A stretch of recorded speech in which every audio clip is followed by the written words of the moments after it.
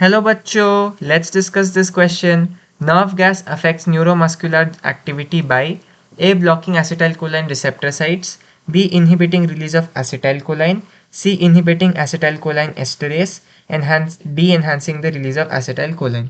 इस क्वेश्चन को सॉल्व करने का जो की कॉन्सेप्ट है वो है आपके नर्व गैस के इफेक्ट्स के बारे में जानना। तो ये जो नर्व गैस है वो आप DFP भी लिखते हैं। DFP का फुल फॉर्म होता है डाई आइसोप्रोपाइल फ्लोरोफॉस्फेट।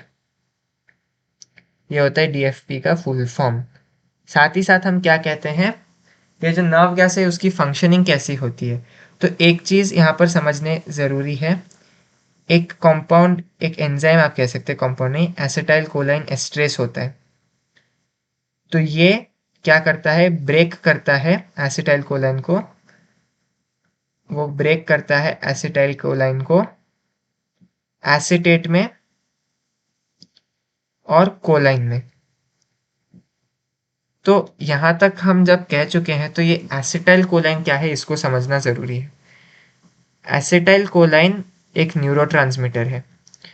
वो क्या करता है, वो एक न्यूरॉन से दूसरे न्यूरॉन तक इम्पल्स को ट्रांसमिट करवाता है एक सिनैप्स के अक्रॉस। सिनैप्स क्या है, वह गैप होता है।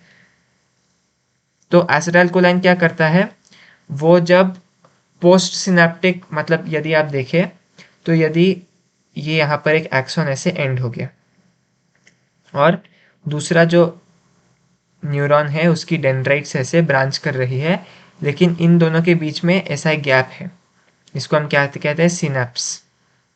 तो ये जो सिनैप्स के पहले वो है प्री सिनैप्स और सिनैप्स के बाद जो है वो है पोस्ट सिनैप्स। प्री सिनैप्स में आपको एक्सॉन की एंडिंग दिखेगी और पोस्ट सिनैप्स में आपको डेंड्राइट्स दिखेंगे। तो क्या होता है, ये जो न्यूरोट्रांसमीटर है, ये जो एसिटाइल कोलाइन है, वो ऐसे रिलीज हो जाते हैं इस सिनैप्स में। फिर वो जाएंगे इस डेंड्राइट में। डेंड्राइट में जाके क्या करेंगे, वो एक इम्पल्स जनरेट करेंगे, एक्शन पोटेंशियल जनरेट करेंगे।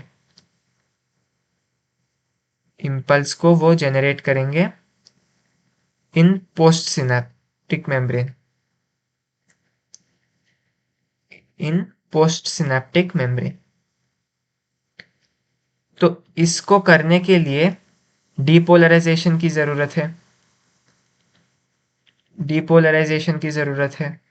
तो जब ये डीपोलराइज हो गया तो फिर इम्पल्स बनेगी और इम्पल्स ट्रैवल करने लगेगी। लेकिन यदि ये मतलब डीपोलराइज होने के लिए उसको नॉर्मल स्टेट में होना ज़रूरी है, कि यदि वो नॉर्मल स्टेट में ही नहीं रहा तो डीपोलराइज होने की बात ही नहीं आती। यदि ये परमानेंटली डीपोलराइज हो गया, वो नॉर्मल स्टेट में वापस आया ही नहीं, तो फिर नेक्स्ट इम्पल्स नहीं आ पाएगा यहाँ पर, क्योंकि न्यूरोट्रांसमीटर उसको एक्साइट नहीं कर पा रही है। तो डीपोलराइजेशन से रीपोलराइज करने का जो काम है वो आपका एसिटाइल कोलाइन एस्ट्रेस करता है। रीपोलराइजेशन का जो काम है वो आपका एसिटाइल कोलाइन एस्ट्रेस करता है, एसिटाइल कोलाइन को तोड़कर। एसिटाइल कोलाइन क्या करता है, डीपोलराइज कर देता है, एक्शन पोटेंशियल को जनरेट कर देता है। वो एक यहाँ पर एक्साइटमेंट पैदा कर देता है जो कि इम्पल्स ट्रैवल करने लगे। लेकिन यदि ये जो न्यूरॉन है, जो डेंड्राइट है यहाँ पर, यदि वो वापस नॉर्मल स्टेट में नहीं आ पाया तो फिर वो नेक्स्ट इम्पल्स को ट्रांसमिट नहीं कर पाएगा। ऐसा तो नहीं है कि केवल एक ही इम्पल्स को वो ट्रांसमिट करेगा उसके बाद कुछ नहीं आएगा, ऐसा नहीं है। एक बार एक इम्पल्स ट्रैवल कर गया उसके बाद और भी इम्पल्सेस आएंगे। तो फिर एक इम्पल्स के जाने के बाद ये जो न्यूरॉन्स है, इसकी जो डेंड्राइट्स है, उसको वापस नॉर्मल स्टेट में आना है ताकि नेक्स्ट इम्पल्स को भी वो ले सके।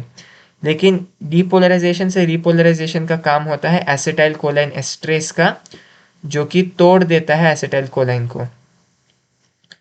लेकिन ये जो नर्व गैस है, ये जो नर्व गैस है वो जाके क्या करेगा, वो इस एसिटाइल कोलाइन एस्ट्रेस की इनहिबिशन कर देगा,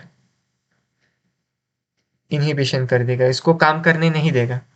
तो इसको काम करने से रोकने से क्या होगा, परमानेंट डिपोलराइजेशन हो जाएगा। परमानेंट डिपोलराइजेशन मतलब ये जो वापस रिपोलराइजेशन हो रहा था वो बंद हो जाएगा। इसका मतलब क्या है, डिपोलराइज परमानेंटली हो गया तो उसका मतलब क्या है, कि न्यू इम्पल्स जो है वो ट्रैवल नहीं कर पाएगी, मतलब ये नर्व इनसेंसिटिव हो जाएगा अभी। ये जो नर्व है न्यूरॉन वो इनसेंसिटिव बन जाएगा न्यू इम्पल्सेस के प्रति, इनसेंसिटिव बन जाएगा न्यू इम्पल्सेस के प्रति। अभी अगर कोई न्यू इम्पल्स आया भी उसके पास तो फिर वो उसे ले नहीं पाएगा क्योंकि वो परमानेंटली डिपोलराइज हो चुका है। तो हमने क्या देखा कि जो न्यूरॉन है वो इनसेंसिटिव बन जाएगा और ये जो नर्व गैस है वो इनहिबिट करता है एसिटाइल कोलाइन एस्ट्रेस को। तो चलिए हम वापस ऑप्शंस देखते हैं। A blocking acetylcholine receptor sites, नहीं, वो रिसेप्टर को ब्लॉक नहीं कर रहा, वो एसिटाइल कोलाइन को ब्लॉक नहीं कर रहा, एसिटाइल कोलाइन अपना काम कर रहा है। B inhibiting release of acetylcholine, ये भी गलत, हमने देखा कि एसिटाइल कोलाइन में इसका कोई भी असर नहीं होता।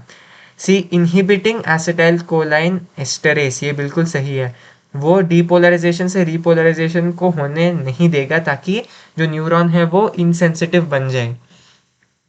D enhancing the release of acetylcholine, ये भी गलत है।